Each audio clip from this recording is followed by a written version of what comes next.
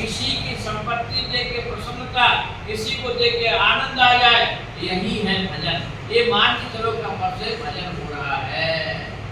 देखो भजन क्यों किया जाता है?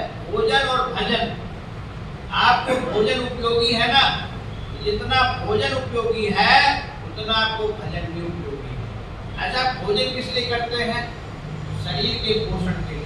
यदि आप भोजन नहीं करेंगे ज्यादा दिन तक तो आपकी गाड़ी नहीं चल पाएगी, चले जाएंगे ऊपर।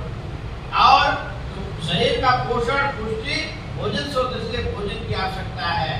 और भजन आत्मा का पोषण भजन है। तो भोजन भी जरूरी है और भजन भी जरूरी है। अच्छा, भोजन कितना करें और भजन कितना करें? तो भोजन में ओ की मात्रा है, तो मात्रा बस भोजन करें, ज्यादा नहीं खाएंगे। अब ज्यादा खा लोगे तो फिर आपसे कहाँ भजन होगा, बैठे नहीं जाएगा, नींद आएगी। और ज्यादा खा लिए तो फिर अजीर्ण हो गया।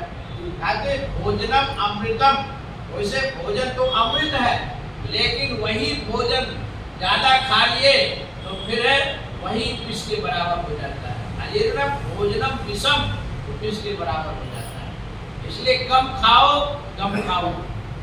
भोजन कम करें, वो की मात्रा है। और भजन में कोई मात्रा नहीं है, जितना हो सके उतना भजन करना चाहिए। तो हमको, हम सबको भोजन भी आवश्यकता है और भजन भी आवश्यकता है आप कल्याण के लिए। इसलिए अद्वैत मत के परक आदिगुरु शंकराचार्य जी कह रहे हैं, हे मानव तू भजन नहीं कर, भोजन कर, भजन कर। अब भजन से क्या होगा? बोले फिर बार बार माँ के गर्भ में तू नहीं आएगा। पुनरप जननम पुनरप मरणम पुनरप जननी जगरे सहन। हज गोविंदम, गोविंद का भजन करो, भगवान का भजन करो। क्यों? मानव का जीवन मिला है, मानव की योनि में हो, इसलिए कहा जा रहा है। यदि कुकर सुकर में होते तो हम आपको नहीं कहने आते।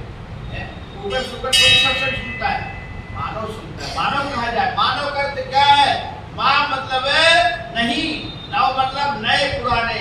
हमारा नया पुराना जन्म ना हो, वही है मानव। अब मानव ही अपना आत्म कल्याण कर सकता है।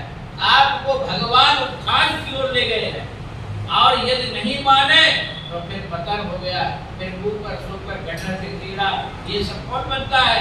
हम ही सब लोग बनते हैं। इसलिए अपना कल्याण करो। मुक्ति नहीं चाहते, मोक्ष नहीं चाहते तो फिर से मानव को भगवान दे देंगे, आपका पतन तो नहीं होगा, तो एक योनि पे नहीं जाओगे।